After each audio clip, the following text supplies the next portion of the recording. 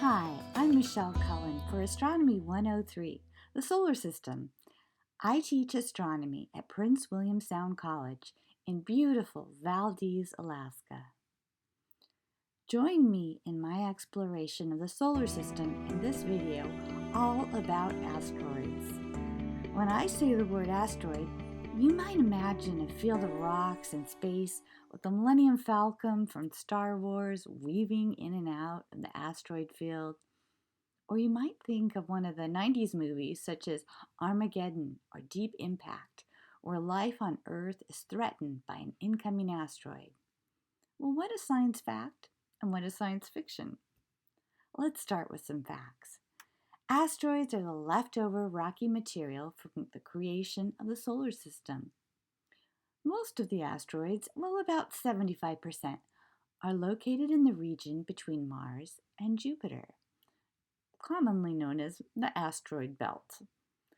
We have the Asteroid Belt and not the fifth planet here due to the tidal and gravitational tugs from the mighty planet Jupiter. So the Asteroid Belt is a failed planet, and it's littered with leftover stuff from the beginning of the solar system, pristine from 4.5 billion years ago. Study the asteroids, and we can learn about the history of the solar system. And from the unexpected visitor, an interstellar asteroid called Oumuamua, it passed through the solar system in October 2017, we've learned a bit about asteroids from other solar systems. While the asteroid belt has no true planet due to the not clearing the neighborhood rule, it does have one dwarf planet, Ceres. You might be familiar with Ceres from the science fiction show The Expanse, where humans mine and live on this giant asteroid in the future. Ceres was the first asteroid that was discovered in 1801, because it's so big, and it was discovered with the aid of a telescope. It turns out that Ceres is 940 kilometers in diameter, and it has water, ice, and intriguing ice volcanoes. Well, there are 12 other asteroids that are larger than the 250 kilometer diameter, and those are in our book, OpenStax Astronomy, you can learn about. Most of the asteroids are much smaller than these hundreds of kilometers. They are actually, most of them are smaller than 1 kilometer across. All in all, there are, though, about 150 million asteroids in the solar system. So with that many asteroids in the asteroid belt, would it be dangerous to cross through it?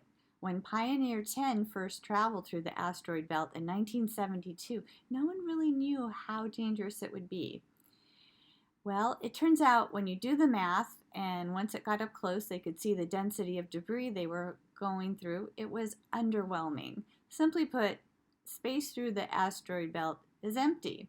If you were flying through the asteroid belt, you wouldn't actually be able to see any other rocks without a telescope, most likely.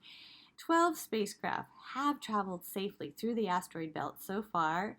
The odds of a collision is less than 1 in 1 billion. It turns out the average separation between the sizable asteroids, that's 1 kilometer, would be about 5 million kilometers apart. That's more than 10 times the distance between the Earth and Moon. Of course, there are other smaller ones that could pose a potential hazard if you were unlucky. So this is where the doomsday movies, Armageddon, come into interplay with potential facts. Well, here are the facts. Asteroids with a 1 kilometer diameter strike the Earth every 500,000 years, on average.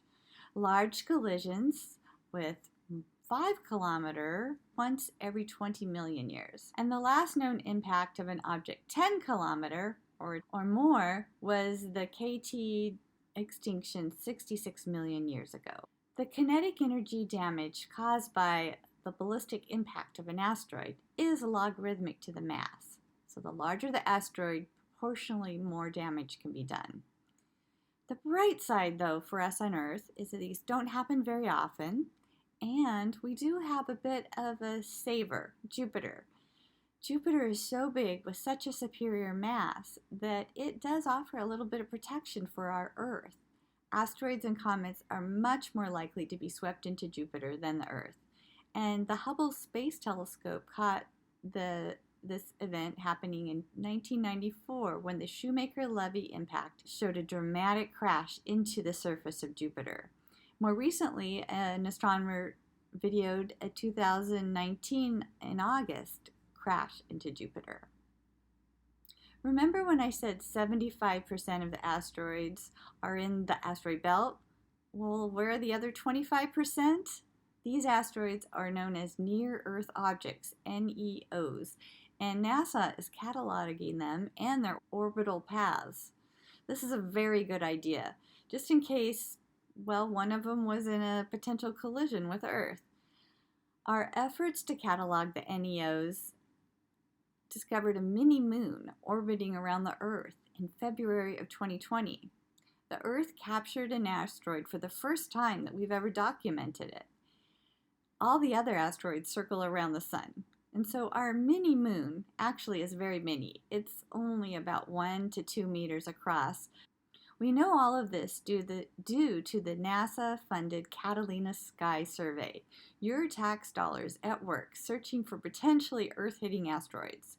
At the Center for Near-Earth Object Studies website, you can look the nearest approaching NEOs, and you can learn how close they'll come to Earth any given time. The asteroids get closer are worth watching, and you'll often hear about them in the news, maybe a doomsday approach. As I write this, I looked up and there's a little excitement in earthsky.com about the upcoming April 29th, 2020 close call. Well, what's going to happen is an asteroid 1998 OR2 is the biggest asteroid that will fly by Earth in 2020 that we know of so far, and we're predicting. And it's actually 1.8 kilometers across, but let me make absolutely clear. There's no chance of a collision between this asteroid hitting Earth. Asteroid 1998 OR2 will actually pass some 4 million miles or 6 million kilometers from Earth. That's about 16 times the Earth-Moon distance. The NEOs are grouped by the path of their orbits. Some NEOs orbit just outside of the Earth's path. Some cross through our orbit, and others orbit the sun inside of our orbit and don't actually cross at all. So we've got all the scenarios. But if they're close enough, we call them a NEO. Someday, we need to have a planetary defense ready to divert a potential threat of a NEO. Turns out this is actually pretty difficult to do. You hit it with a nuclear weapon, it breaks apart into small pieces that can crash into Earth. Push it gently with a rocket ship, well, it might fall apart. We'll learn more as we learn more about these asteroids. What about meteor showers that we can predict? Those are actually asteroids too, most of them. Yes, those showers that have tiny streaks of light or large streaks of light going through the night sky are actually mostly asteroids or asteroid dust. And sometimes they're actually comet dust too. It turns out that the Earth is bombarded with space dust every day and night, and it becomes those meteors that we can only see at night, usually. It turns out if space dust is the right size, 1/3 of a millimeter, it will make it through to Earth and drift down onto the surface. A particle 1/3 of a millimeter is about the size of the period at the end of the sentence. How much space dust are we talking about? 100 tons of interplanetary material per day. This is mostly asteroid dust.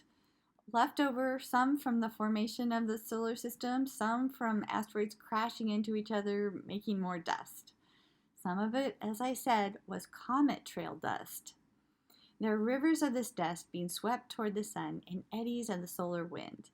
These known patches of dust allow astronomers to predict when we will have meteor showers across the night sky. You can look up the meteor showers when they're going to happen. We know in April there's a Lyrid meteor shower, and in November the famous Leonids. You can collect space dust micrometeorites yourself. What? Collect micrometeorites? Yes. It turns out that some of the space dust has iron in it, just like some micrometeorites have iron. And you can separate them with a magnet, and you can look at them with a little microscope or a magnifying glass to see if it meets the meteorite or the meteor wrong. You can find out more about this information, how to collect these micrometeorites around your home or out in a snowy field in the spring after a meteor shower, by looking at my YouTube video on micrometeorites. We classify them according to their composition. This is going to be useful to know what asteroids are made of, because potentially future companies are going to mine asteroids for profit. I predict that the economics of the free market, not just your NASA tax dollars, are going to fund future space exploration and industry. The composition of an asteroid is determined by how close it's formed to the Sun. Those nearest the Sun are made mostly of carbon, with small amounts of nitrogen, hydrogen, and oxygen.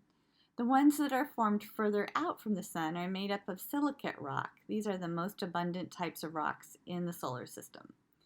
Then there's the metallic asteroids that are located mostly in the middle of the asteroid belt. These metal ones are the potential jackpot, the ones we want to mine.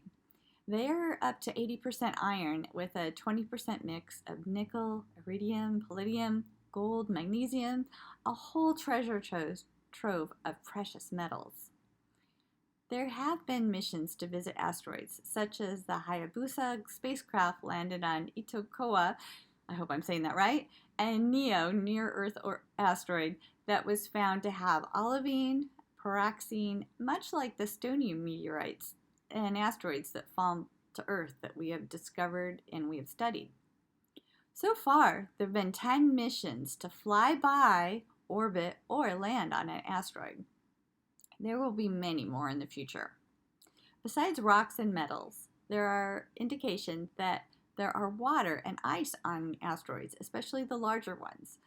Liquid water could briefly be formed when the heat from collisions melted the ice, and then it had a chance to run over the asteroid. That's why we see these telltale rivulets.